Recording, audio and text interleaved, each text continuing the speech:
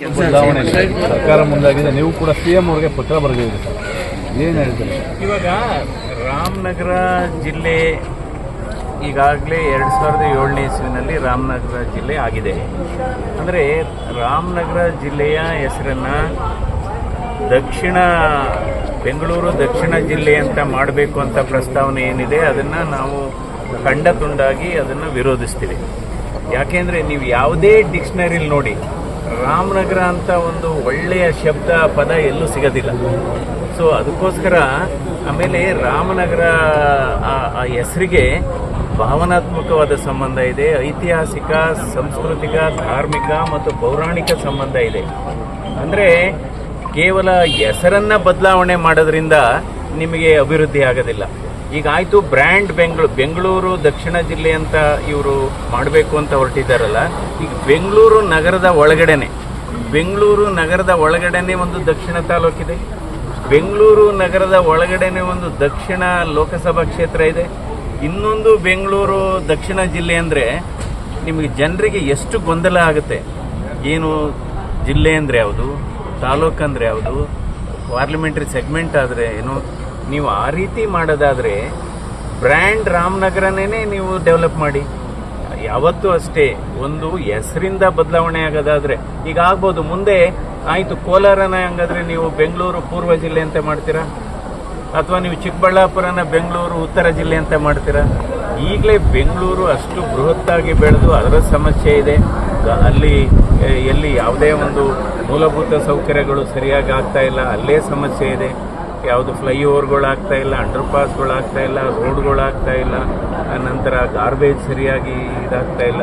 ಅದರಿಂದ ಅಂದರೆ ಈ ಭೂಮಿಗೆ ಬೆಲೆ ಜಾಸ್ತಿ ಆದರೆ ಪ್ರಯೋಜನ ಇಲ್ಲ. ಏನು ಹೇಳಿ? ಭೂಮಿಗೆ ಬೆಲೆ ಜಾಸ್ತಿ ಆದರೆ ಪ್ರಯೋಜನ ಇಲ್ಲ.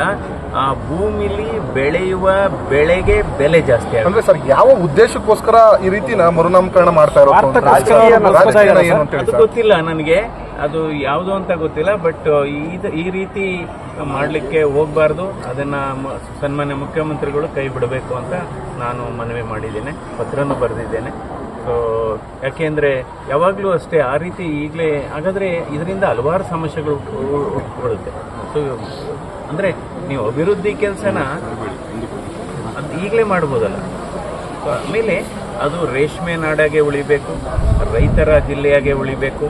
ಈಗಲೇ ರೈತರ ಕೃಷಿ ಜಮೀನು ಕಡಿಮೆ ಆಗ್ತಾ ಇದೆ. ಈಗ ನಮಗೆ ಒಂದು ಕಾಲ ಬರುತ್ತೆ, ಹೀಗೆ ಆಗೋದ್ರೆ ನಾವು ಯಾವುದು ಹಕ್ಕಿ ಮತ್ತು ಇದನ್ನೆಲ್ಲ ಬೇರೆ ದೇಶದಿಂದ ನಾವು ಇಂಪೋರ್ಟ್ ಮಾಡ್ಕೋಬೇಕಾಗುತ್ತೆ. ಸರ್, ಯಾಕಂದ್ರೆ ಲೋಕಸಭಾ ಚುನಾವಣೆ ಸಮಯದಲ್ಲೂ ಕೂಡ ಈ ವಿಚಾರ ಚರ್ಚೆಗೆ ಬಂತು. ಈಗ ಬೈ ಎಲೆಕ್ಷನ್ ಇದೆ, ಆಗಲೂ ಚರ್ಚೆ ಬರ್ತಾ ಇದೆ. ಹಿಂದೆ ಅವ್ರದ್ದು 5 ವರ್ಷ ಸರ್ಕಾರ ಇದ್ದಾಗ ಯಾಕೆ ಚೇಂಜ್ ಮಾಡಲಿಲ್ಲ ಅಂದರೆ ಸಾಕಷ್ಟು ಇದು ಯಾವ ಕಾರಣಕ್ಕೆ ಚೇಂಜ್ ಮಾಡ್ತಾ ಇದ್ದಾರೆ ಅನ್ನೋದು ಸ್ಪಷ್ಟ ಅಲ್ವಾ ಸರ್? ಅಲ್ಲ, ಇದು ಬೇರೆ ಏನು ಉದ್ದೇಶ ಇದೆಯೋ ಅವ್ರವ್ರಿಗೆ ಗೊತ್ತು. ಬಟ್ ಡೆಫಿನೆಟ್ ಆಗಿ ಇದು ಮಾಡೋದು ತಪ್ಪು, ಇದು ಸಮಂಜಸ ಅಲ್ಲ, ಇದು ವೈಜ್ಞಾನಿಕವಾದ ವಿಚಾರ.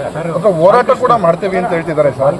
ಒಂದು ಸ್ಟೇಟ್ಮೆಂಟ್ ಕೊಟ್ಟಿದ್ದಾರೆ ಸರ್, ರಾಮನಗರದಲ್ಲಿರೋರು ವಿರೋಧ ಮಾಡ್ತಾ ಇಲ್ಲ, ಹಾಸನದಿಂದ ಬಂದಿರೋರು ವಿರೋಧ ಮಾಡ್ತಾ ಇದ್ದಾರೆ. ಅವ್ರಿಗೆ ಬೆಂಗಳೂರು ಯಾವ ರೀತಿ ಬೆಳೆದಿದೆ ಅನ್ನೋದು ಅವ್ರಿಗೆ ಪರಿಜ್ಞಾನ ಇಲ್ಲ. ಸರ್, ನಾವು ಬೆಂಗಳೂರಲ್ಲೇ ಜಾಸ್ತಿ ಇದೀವಲ್ಲಪ್ಪ, 40 ಜಾಸ್ತಿ ಬೆಂಗಳೂರಲ್ಲೇ ಇದ್ದೀವಿ. ಬೆಂಗಳೂರು ಬೆಳೆದಿರೋದು ಹಂಗಾದ್ರೆ ನಾವು ಆಯಿತು, ನಾವು ಹಾಸನದಲ್ಲಿ ಇದ್ರೂ ನಾವು ಬೆಂಗಳೂರಲ್ಲೇ 45-50 ವರ್ಷದಿಂದ ಬೆಂಗಳೂರಲ್ಲೇ ಇದ್ದೀವಿ, ಬೆಂಗಳೂರಲ್ಲೇ ವಾಸ ಮಾಡ್ತಾ ಇದ್ದೀವಿ. ಇನ್ಫ್ಯಾಕ್ಟ್ ಯಾರು ಹೇಳ್ತಾವ್ರೆ ಅವ್ರು ಬೆಂಗಳೂರಲ್ಲಿ ಇಲ್ಲ. ಕ್ಷಣ ಕ್ಷಣದ ಸುದ್ದಿಗಳಿಗಾಗಿ ಫ್ರೀಡಂ ಟಿವಿ ಸಬ್ಸ್ಕ್ರೈಬ್ ಮಾಡಿ, ಲೈಕ್ ಮಾಡಿ ಹಾಗೂ ಫಾಲೋ ಮಾಡಿ. ಹೊಸ ಸುದ್ದಿಗಳ ನೋಟಿಫಿಕೇಶನ್ಗಾಗಿ ಬೆಲ್ ಐಕಾನ್ ಮೇಲೆ ಕ್ಲಿಕ್ ಮಾಡಿ.